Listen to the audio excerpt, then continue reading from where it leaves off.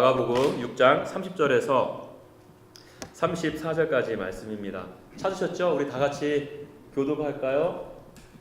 제가 먼저 읽겠습니다. 사도들이 예수께 모여 자기들이 행한 것과 가르친 것을 낱낱이 고하니 이르시되 너희는 따로 한적한 곳에 가서 잠깐 쉬어라 하시니 이는 오가 된 사람이마다 음식을 먹을 겨를도 없음이라.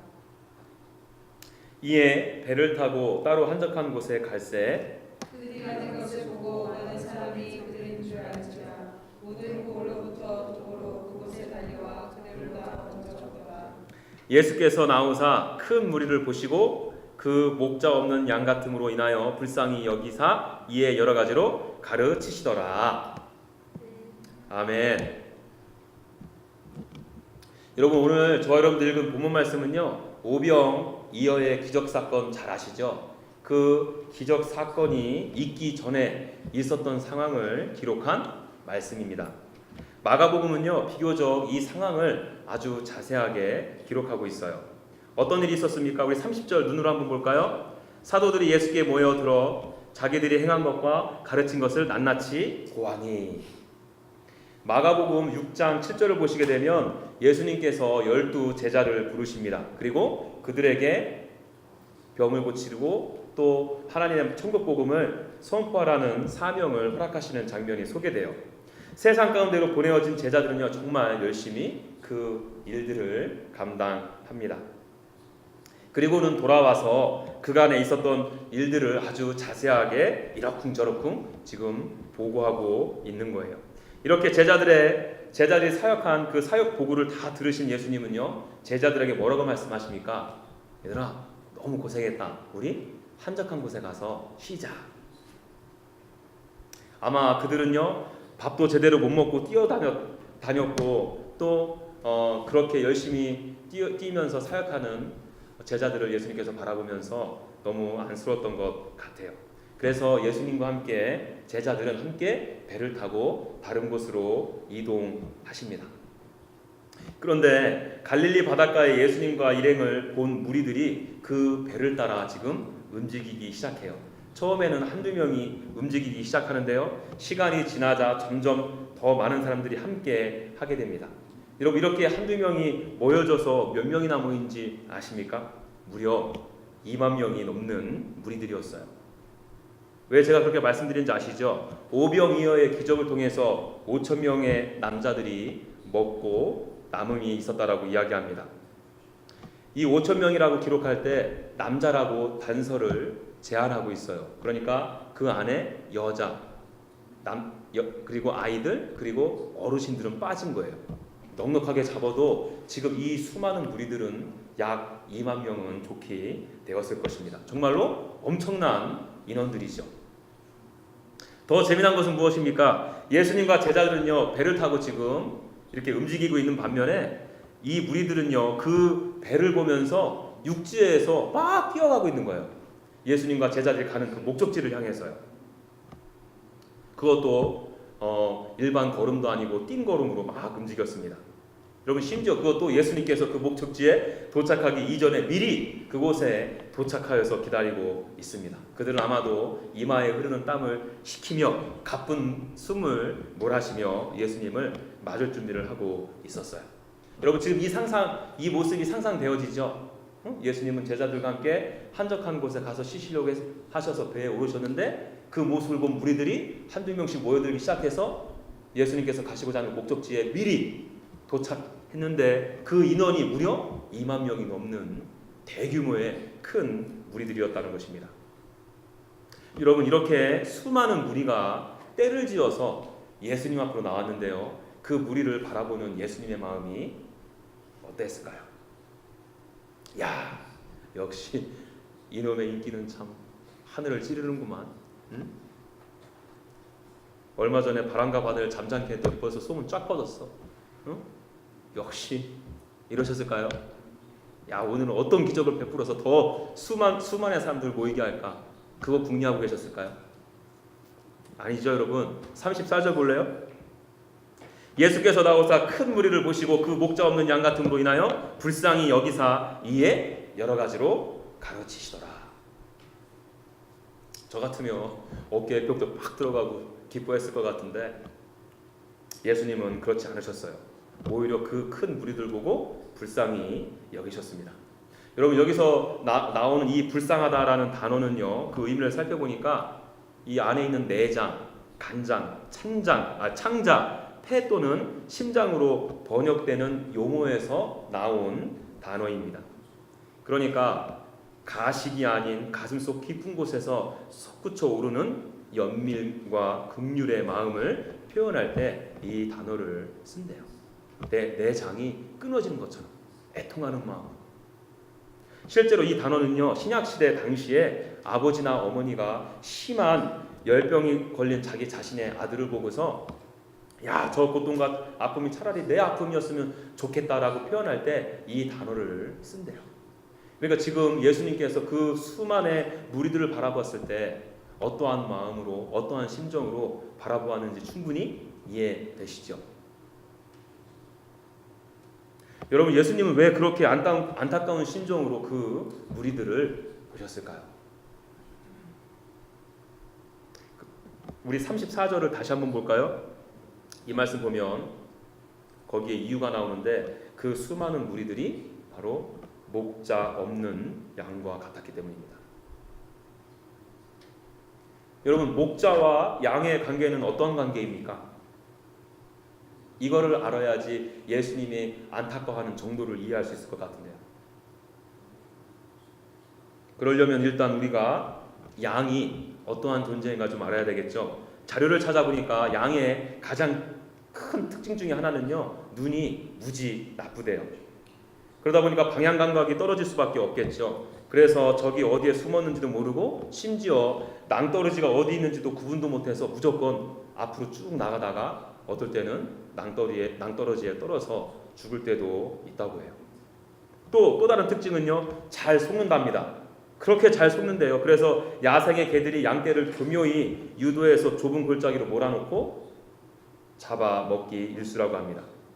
또 다른 특징, 이 양들은요 또 잘 넘어진대. 뭐 넘어지는 건 어떻게 넘어질 수 있잖아요. 넘어지고 벌떡 일어나야 되는데 한번 넘어지면 다시 못 일어난다고 합니다. 아무리 용을 써도 못 일어난대요. 그래서 목자가 일으켜 세워줘야 한다고 합니다. 그리고 또 누군가가 이렇게 목자가 이렇게 세워졌잖아요. 그래서 그러면 바로 방향을 잡고 중심을 잡고 나아가야 되는데 균형 감각도 없어가지고 목자가 이렇게 세운 다음에 한참을 같이 옆에서 기대어져서 가줘야 된대요. 양의 특성이 더 있는데요. 요 세 가지 정도만 살펴보아도 양에게 있어 목자가 어떠한 존재인지 아시겠죠? 양에게 있어서 목자는 생명과도 같은 존재입니다. 목자와 양은 상호 의존적인 관계가 아니에요. 목자는 양에 있어서 절대적인 존재입니다. 목자 없이는 양도 없는 거예요.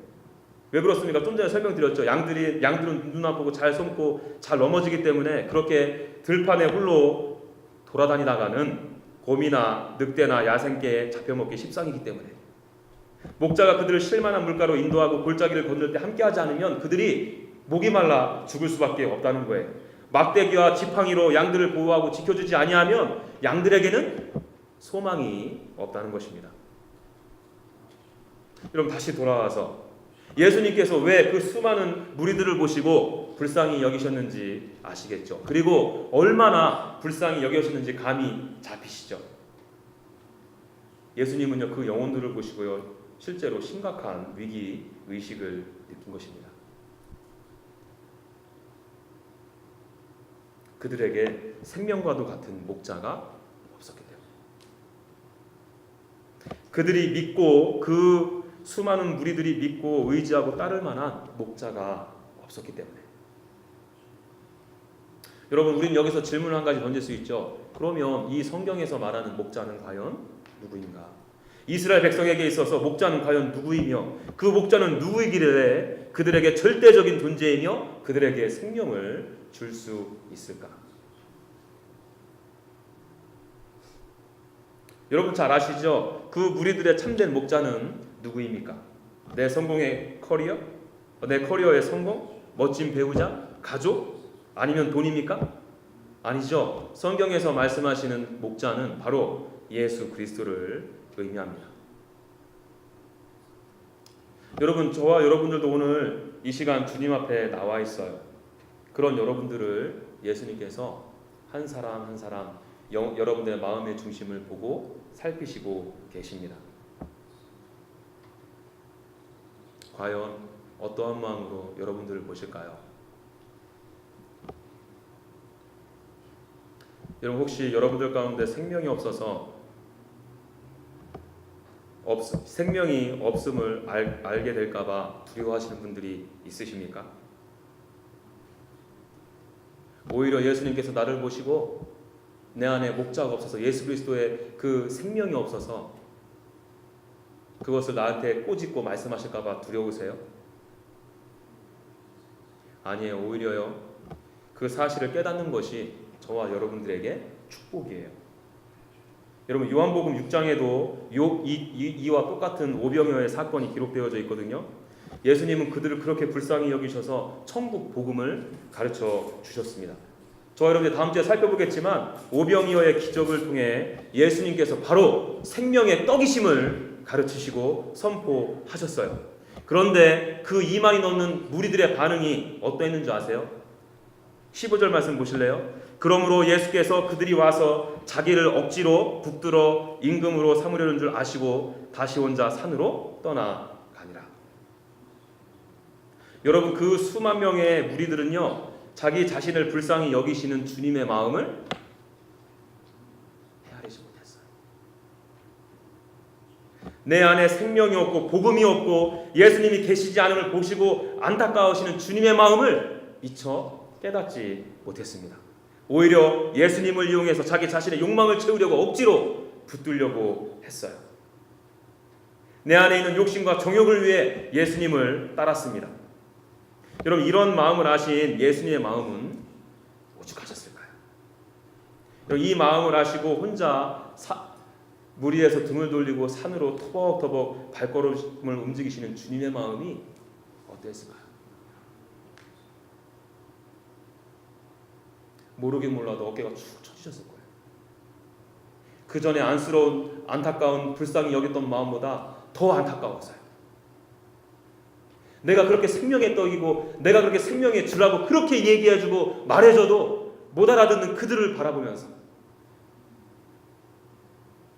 여러분, 그런 의미에서요, 저와 여러분들의 실제가 민낯이 드러나는 것이 오히려 축복이에요. 내 안에 정말 선한 목자이신 주님이 계시는가? 그 생명의 주님과 깊이 관계가 일어나고 있는가?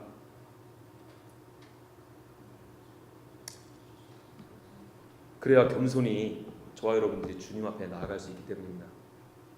그래야 가난한 마음으로 주님께 나아갈 수 있기 때문에, 그래야 비로소 참되고 선한 목자이신 예수님께 나아갈 수 있기 때문에 그렇습니다.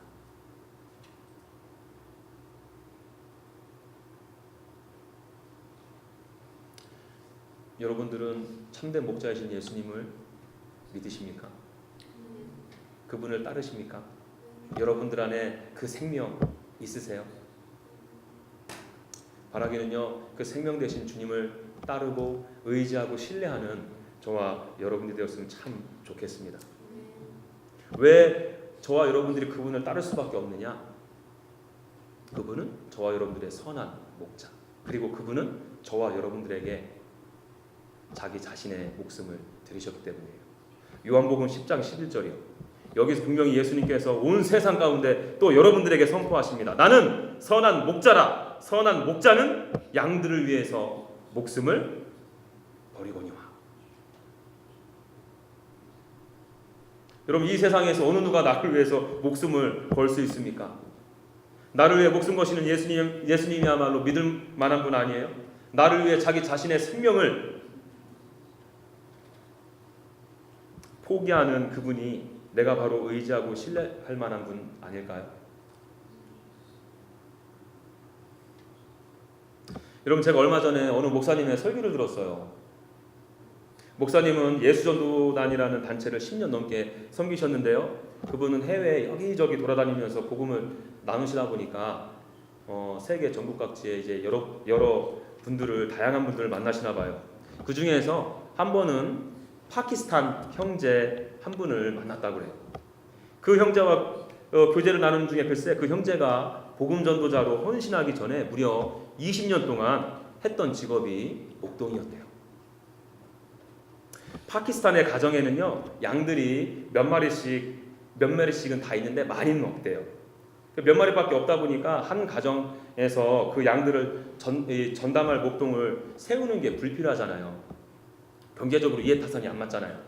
그래서 한 고을에 3, 4모 짝져서 한 공동체를 이루어서 한 목자를 세워서 우리 집 거 또 친구네 집 거 다른 집 거를 1년 동안 테이크해 줄 수 있는 목자를 뽑는다 그래요.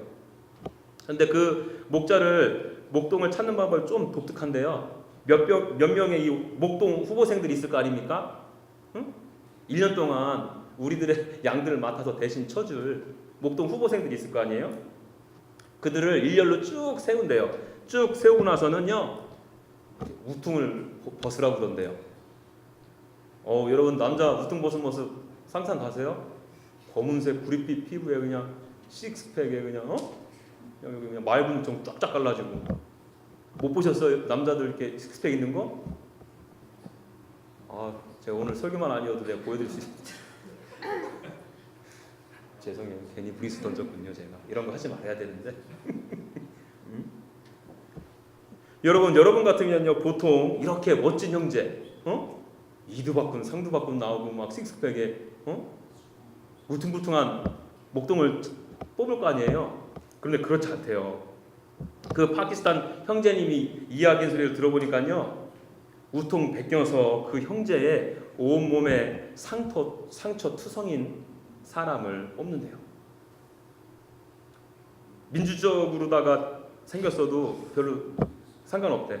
통나무 몸매를 가졌어도 상관없대요. 머리 빠지고 뭐 키 작고 이런 거 상관없대. 몸에 상처 자국과 흉터가 유일한 자격 조건이라고 합니다. 여러분 왜 그렇습니까? 왜 그럴까요?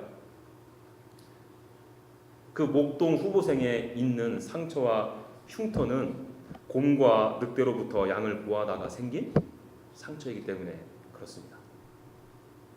막대기로 사나운 동물들 막 내어 쫓다가 그것도 안 되면 온몸으로 맹수들의 공격을 다 받아난 거예요. 왜요? 그 양들을 지키기 위해서. 그 양들을 자기 목숨보다 사랑하기 때문에. 이런 행동들은요 양들을 정말 사랑하지 않는 목동으로서는 할 수 없는 행동이에요. 여러분들이 만일 여러분들의 양을 갖고 있는 주인이라면 어느 목동 지원자를 뽑으시겠습니까?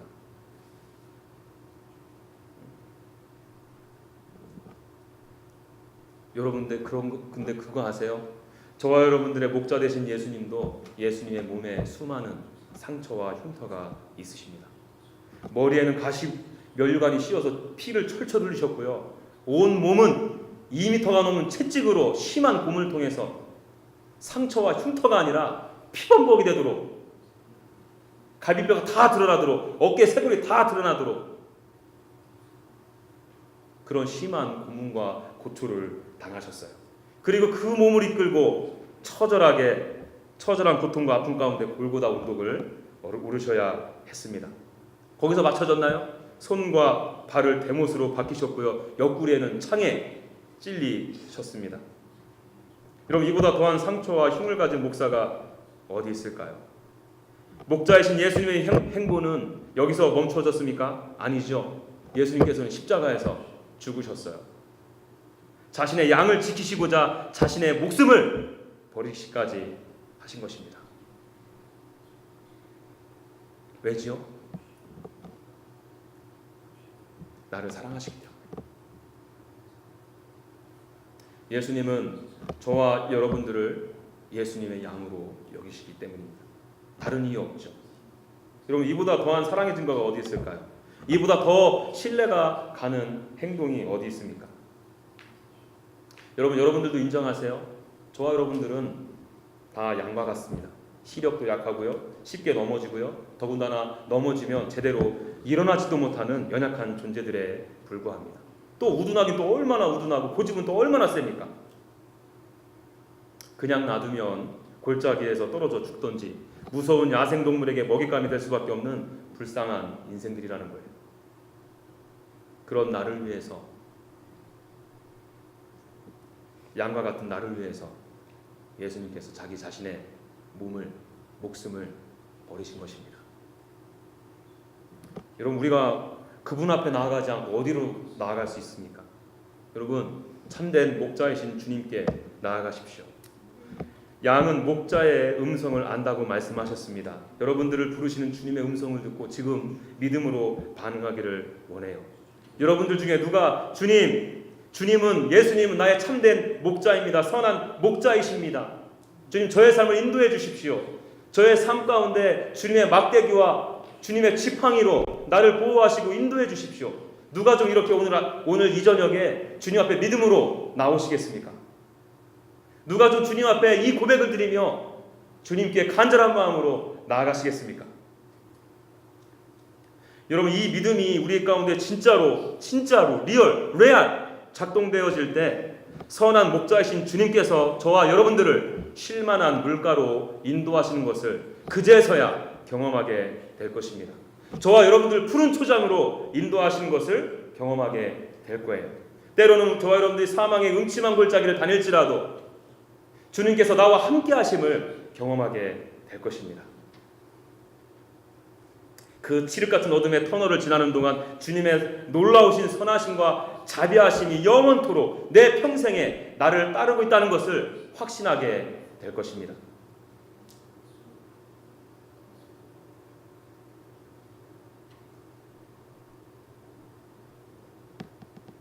여러분, 예수님이 여러분들의 참 목자이시고 선한 목자이심이 믿어지십니까?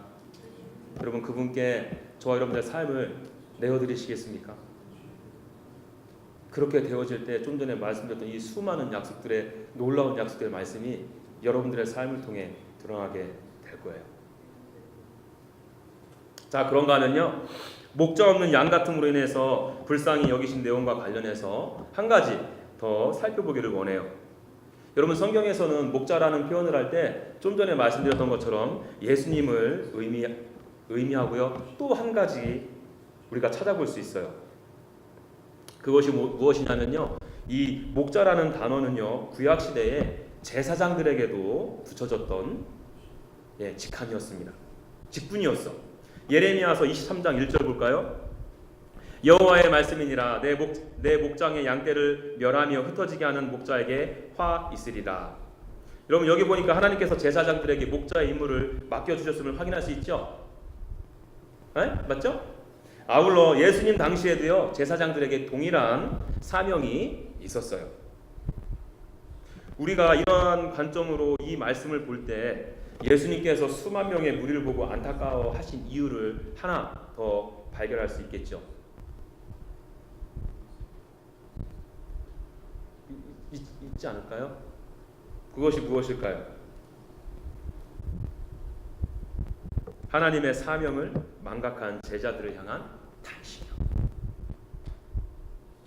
그로 인해 전혀 보살핌을 받지 못하는 백성들을 향한 예수님의 안타까움으로도 볼 수 있지 않을까요? 여러분, 제사장들이 할 일이 무엇이었습니까? 하나님의 양떼들을 기르고 양육하는 거예요. 자신들에게 맡겨진 양떼를 부지런히 살피고 돌보는 것이 제사장들이 해야 될 일이었어요. 하나님의 말씀으로 먹이고 영원한 생명수신 주님을 가르치고 선포하는 것이 그들이 해야 될 사명이었습니다. 지치고 상한 영혼들을 찾아 나서서 함께 위로하고 웃고 울어줘야 하는 것이, 그리고 함께 고민하고 아파해야 되는 것이 그 제사장들이 해야 될 일이었습니다.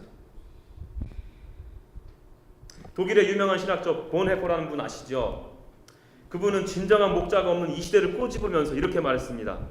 잘 들어보세요.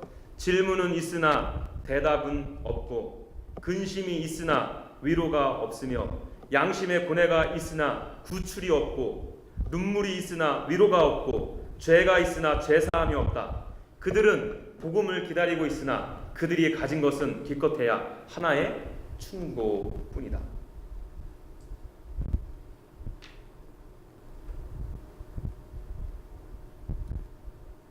여러분, 저도 작지만 한 공동체 리더로서 이 보네코의 말을 몇 번이고 생각하고 되뇌었는지 모릅니다. 그러면서 제 스스로 이런 질문을 드렸어요. 주님, 정말 제가 저에게 맡겨진 양떼들을 쉼없이 돌보고 그들을 사랑하고 위로하고 말씀으로 잘 양육하고 가르치고 있습니까? 나를 통해서 생명이신 예수 그리스도의 복음이 그들에게 증거되어지고 있습니까? 그러면서 일주일 내내 제 자신을 돌아보는 시간을 가졌습니다. 여러분들은 어떠세요? 여러분들 중에서 혹시 저는 예수님을 믿지만 목자는 아니라고 발뺌하시는 분 있으신가요? 여러분들도 목자인 거 다 아시죠? 응? 이 부분도 성경적으로 제가 또 설명드려야 되나요? 여러분 오해하지 마세요. 이 신약 성경에서 목자는요, 목사나 선교사나 저 같은 전도사만을 가리키지 않아요. 물론 이 분들도 당연히 포함되죠. 그러나 그 범위가 더 훨씬 넓습니다.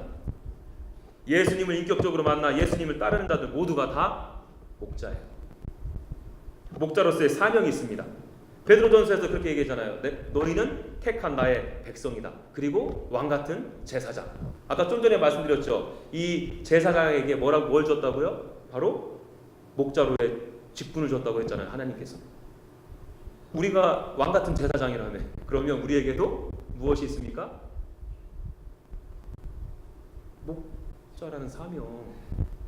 제 설명 너무 어려워요. 여러분, 이것은요, 모든 믿는 자들이 회피할 수 없는 사명입니다. 그런 의미에서 여러분들에게 맡겨진 양들이 있음을 명심하셔야 돼요. 여러분들도 그 주님의 양들을 사랑으로 기르고 양육해야 되는 책임이 여러분들에게 있다는 것입니다. 여러분들을 통해서 위로할 자를 위로하시고요, 여러분들의 입술을 통해 예수 그리스도의 복음이 증거되어지기를 원한다는 거예요. 여러분들의 삶을 통해 하나님의 살아계심이 드러나서 그 영혼들이 그 부분을 보고 네가 믿는 하나님, 나도 믿고 싶다라고 삶을 통해 하나님이 여러분들의 삶을 통해 살아계심이 드러나야 한다는 것입니다.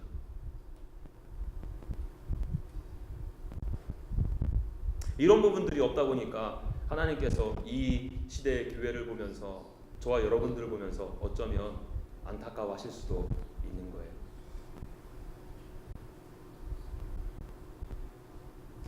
오늘 본문 말씀을 보면서요, 예수님의 행동에 큰 감동을 받은 부분이 있어요. 오늘 수만 명이 만나지기 전에 예수님과 함께 제자들이 배를 타서 한적한 곳으로 가기로 했잖아요. 그 한적한 곳으로 가기로 했던 목적이 무엇이었습니까? 처음에 제가 서론에 말씀드렸잖아. 잠깐 쉬자. 제자들이 예수님한테 건의한 게 저야 손 들고요, 우리 쉬었으면 너무 힘들어 죽겠어요, 우리 쉬었으면 좋겠습니다 하고 건의한 게 아니에요. 예수님께서 제자들에게 야, 너네들 너무 고생했다, 우리 한적한 곳으로 가서 쉬자 그러셨어요. 그런데 실제로 쉴 틈도 없이 밥 먹을 틈도 없이 이 수많은 무리들을 만나신 것입니다. 예수님도 그렇게 피곤하고 지치고 허기졌어도 그 무리들을 가르치신 거예요. 병을 고쳐주셨고요, 하나님의 나라의 일에 대해서 나누어 주셨습니다. 왜 그랬으셨을까요?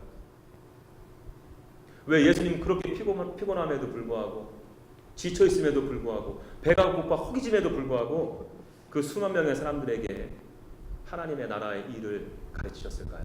왜 병든 자들을 고쳐주셨을까요? 그 수많은 사람들이 영혼으로 배웠기 때문입니다.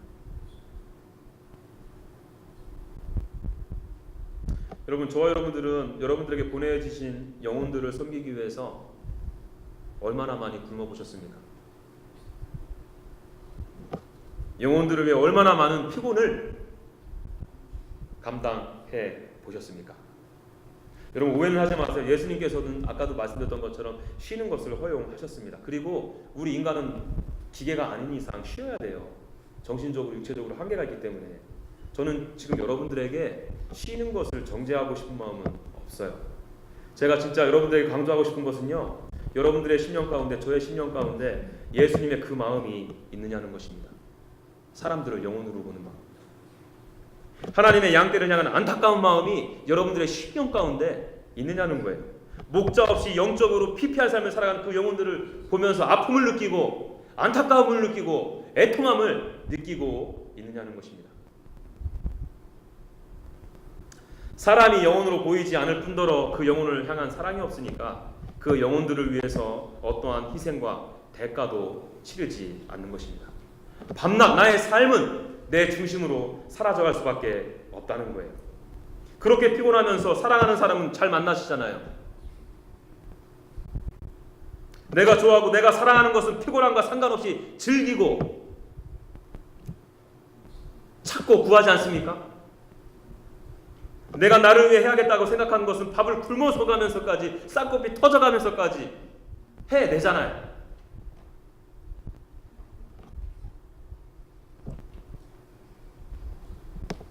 여러분, 문제는 여러분들에게 있는 피곤과 배고픔에 있는 것이 아니에요.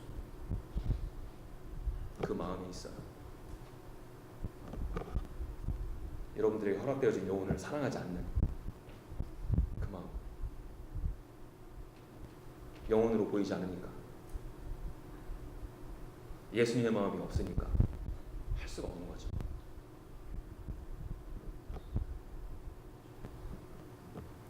그런 의미에서 저는요, 제 아내를 참 존경해요. 아시는 것처럼 저희 가정에는요 3명의 아이들이 있어요. 여기 아이 키워보신 분들이 있고 이렇게 있는데 진짜 이게 힘들어요. 육아하는 게. 더군다나 우리 막둥이는 이제 딱 1살 정도 됐잖아요. 그러니까 얼마나 많이 손이 갑니까? 아침부터 또 밤새 옆에서 테이크케어를 하지 않으면 힘들어요. 그리고 제 아내가 하루하루 살아가는 것이 얼마나 피곤하고 지치는 일이겠어요. 여러분, 그런데요, 우리 조이 막둥이가 잘 때 보통 힘드니까 옆에서 같이 피곤하니까 쉬고 싶을 거 아니에요. 근데 저희 아내는 그때 여러분들을 위해서 기도해요. 이 예배를 위해서 기도하고요, 저희 아내에게 기도 제목 나눠준 지체들을 위해서 기도합니다. 그러면서 저한테 뭐라고 하는 줄 아세요? 오빠, 내가 그 영혼들을 위해 할 수 있는 것이 기도밖에 없어요. 이거라도 해야죠. 그리고 제가 맡은 롤이 좀 많지 않아요? 학교 공부도 해야 되고요, 또 이곳에서 사역도 감당해야 되고, 또 가정일도 돌봐야 돼요. 아내는 거의 하루 종일 막둥이를 봐야 되잖아요. 그래서 제가 일주일 중에 한 이틀이나 3일 정도는 일 마치고 가급적이면 일찍 들어가서 아내의 짐을 좀 덜어주려고 노력합니다. 그런데 저도 이렇게 지내다 보면 꼭 만나야 될 영혼들이 있잖아요. 영아야, 나 누구 좀 만났으면 좋겠는데, 이 얘기하는 게 여러분 진짜 얼마나 미안한지 몰라요. 제가 그 나오는 시간만큼 저희 아내가 더 수고해야 되니까. 그래도 어떻게 합니까? 저도 주님께 기도하는 가운데 그 영혼 만나서 위로하고 격려하고 같이 복음을 나누라는 마음을 주시면 순종해야 되잖아요. 그래서 제가 조심스럽게 제 아내에게 이런 고백을 합니다. 여러분, 그러면 진짜 거짓말도 안 하고요, 오빠, 내가 그 만남을 위해서 기도할 테니까 갔다 와요.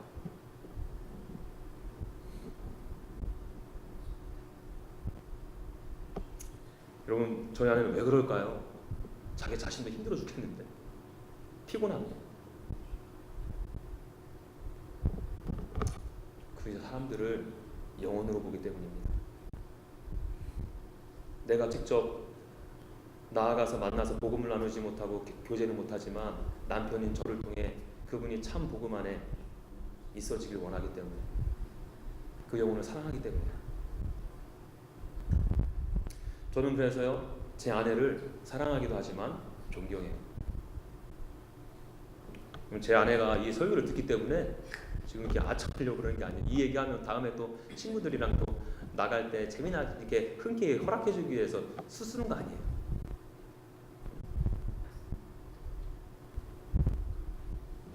저와 여러분들 이 영안이 열려서 여러분들에게 접촉되어지는 그 사람들이 영혼으로 보여줬으면 참 좋겠어요. 그럼 마지막으로 한 구절 말씀을 읽고요, 마치려고 하는데요. 요한복음 21장 15절이요.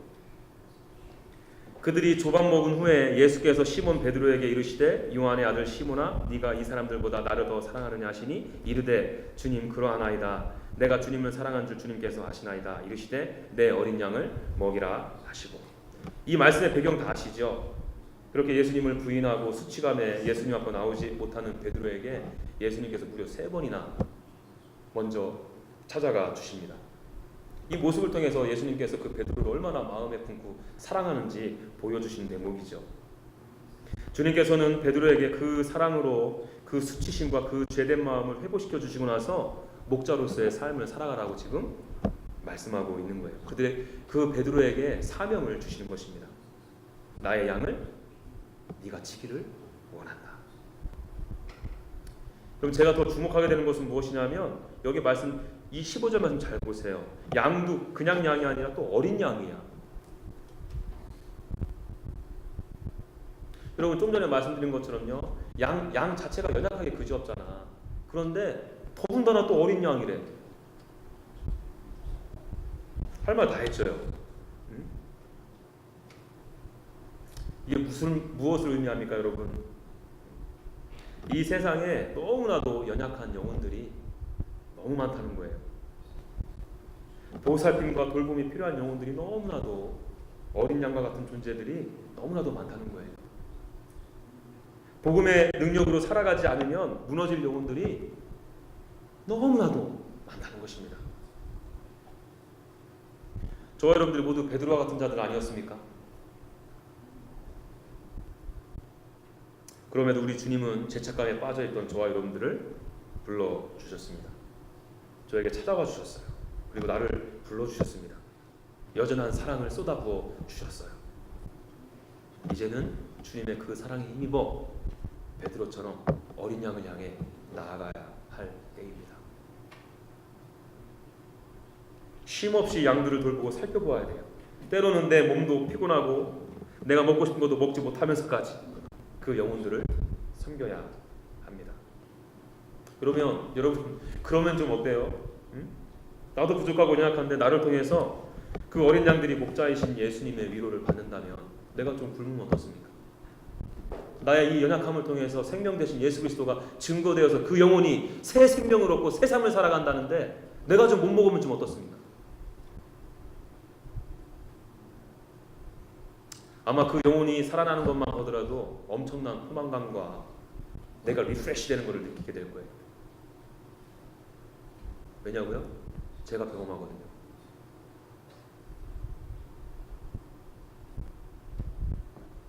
저와 여러분 모두가 하나님의 양인데 예수님의 양들을 위해 섬기고 희생하는 주님께서 원하시는 목자가 되었으면 참 좋겠습니다. 우리 그 마음으로 하나님 앞에 우리 찬양하면서 나아갈게요.